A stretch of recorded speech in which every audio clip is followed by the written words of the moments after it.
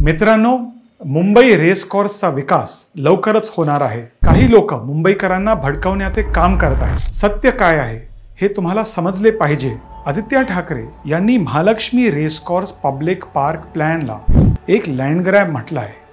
हो, हा एक लँड ग्रॅब आहे, but by Mumbaikars and for Mumbaikars. Mahalaxmi race course दक्षिण मुंबईत 211 एकरचे मैदान आहे।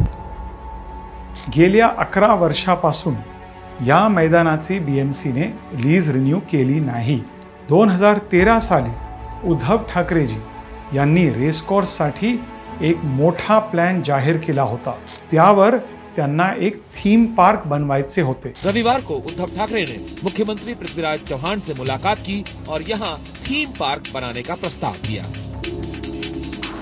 यामुळे मैदानाचे ग्रीन कव्हर कमी झाले असते। माननीय मुख्यमंत्री श्री एकनाथ शिंदेजी यांचा महालक्ष्मी रेस कोर्स प्लॅन काय आहे मी तुम्हाला सांगतो। मुंबईला सर्वात मोठे पब्लिक पार्क मिळणार आहे।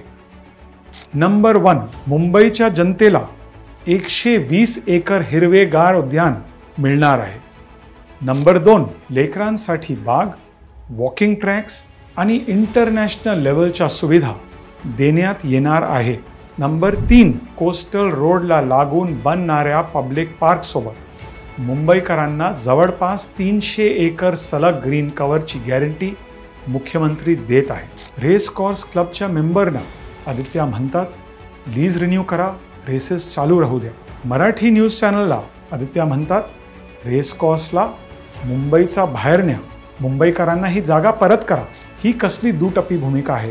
2004 मध्ये जेव्हा पहिल्यांदा मी खासदार झालो तेव्हा मी तत्कालीन मुख्यमंत्री सुशील कुमार शिंदेजी यांची भेट घेऊन रेस कोर्सवर कन्स्ट्रक्शनचा मी विरोध केला। मी सरकारमध्ये असताना आणि नसताना मुंबईची मैदाने आणि उद्याने वाचली आणि वाढली पाहिजे हे मत ठामपणे मांडले आहे। ज्यांनी 25 वर्ष मुंबईची वाट लावली त्यांच्यावर विश्वास ठेवू नका।